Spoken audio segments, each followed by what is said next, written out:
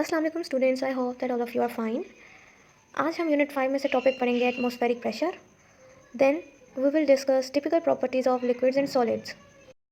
अगर हम सादा अल्फाज में डिफ़ाइन करें कि एटमॉस्फेरिक प्रेशर क्या होता है, तो एटमॉस्फेयर में मौजूद गैसेज जो सा प्रेशर हमारे अर्थ की सरफेस के ऊपर एग्जर्ट करती हैं उसे हम बोलते हैं atmospheric pressure.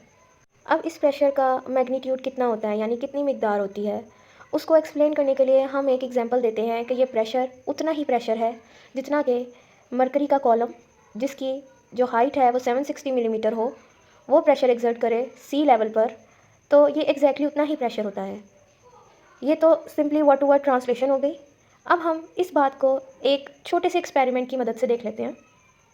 So students, the envelope of gases around our earth is known as atmosphere, and atmospheric pressure is the pressure exerted by that envelope of gases.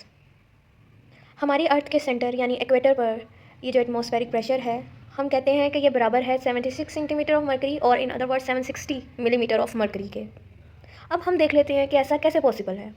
तो अगर हम एक ट्रफ को फिल कर लेते हैं मरकरी से और हम एक ट्यूब ले लेते हैं जिसकी हाइट है लेट्स सपोज 1 मीटर और वो भी मरकरी से फिल्ड है, तो हम देखेंगे कि मरकरी का लेवल ड्रॉप होना शुरू हो गया है और उस ट्यूब में जितना मरकरी रह गया उसकी हाइट सिर्फ 76 सेंटीमीटर और 760 मिलीमीटर रह गई है।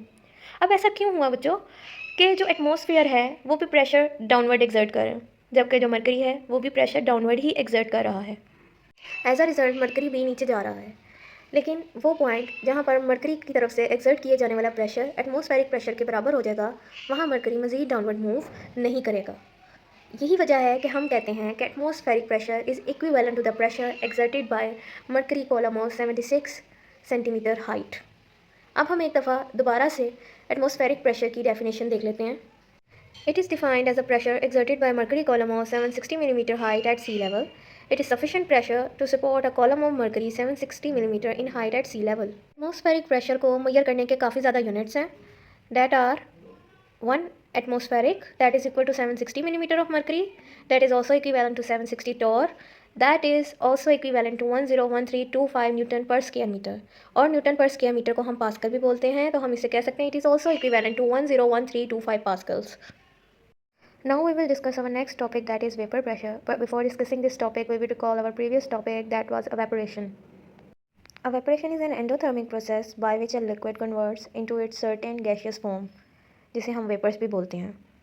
So students, क्या आपने कभी सॉसपैन में पानी को गर्म किया है? तो आपने नोट किया होगा कि कुछ देर के बाद जब पानी गर्म हो जाता है तो पानी की स्टीम आपको नज़र आएगी, जिसको हम कहते हैं कि पानी जो है अपनी अब गैशियस फॉर्म में चेंज हो चुका है। अगर आप सॉसपैन को किसी लिड यानी ढक्कन से कवर कर देंगे तो आप नोट करेंगे कि ढक्कन की निचली साइड पर आपको पानी के कतरे जो हैं वो नज़र आना शुरू हो जाएंगे। अब ऐसा इसलिए होता है कि जो लिड है उसका temperature as compare to saucepan कम होता है, यानी कि वो ठंडा होता है।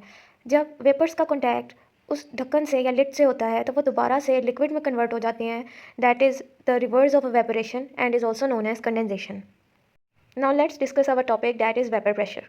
सो स्टूडेंट्स, जब भी किसी लिक्विड के वेपर्स बनते हैं या हमारे एटमॉस्फेयर में भी वाटर वेपर्स मौजूद होते हैं, तो वो लिक्विड की सरफेस के ऊपर एक प्रेशर एक्सर्ट करते हैं जिसको हम बोलते हैं वेपर प्रेशर।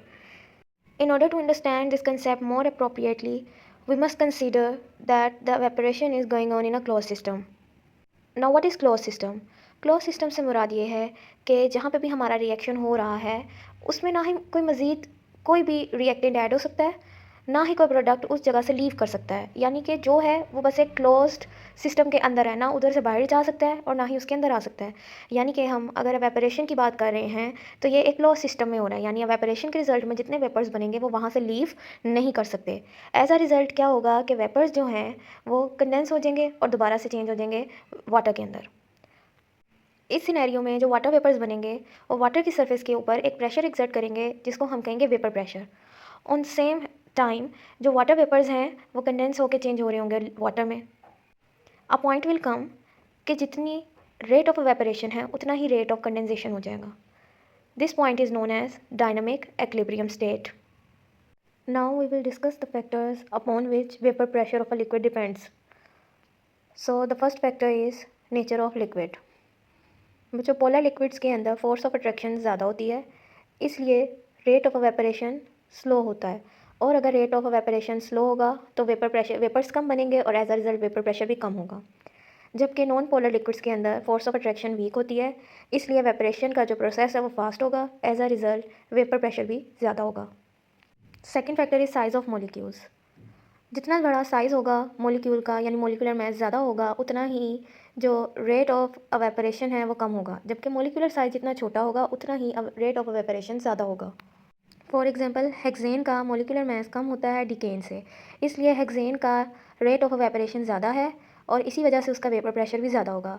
जबकि अगर डिकेन को उससे हम कंपेयर करें तो उसका मोलिकुलर मास बहुत ज़्यादा होता है, इसलिए उसका रेट ऑफ एवेपोरेशन कम होता है और इसी वजह से उसका वेपर प्रेशर भी कम होता है। थर्ड फैक्टर है जी टेम्परेचर।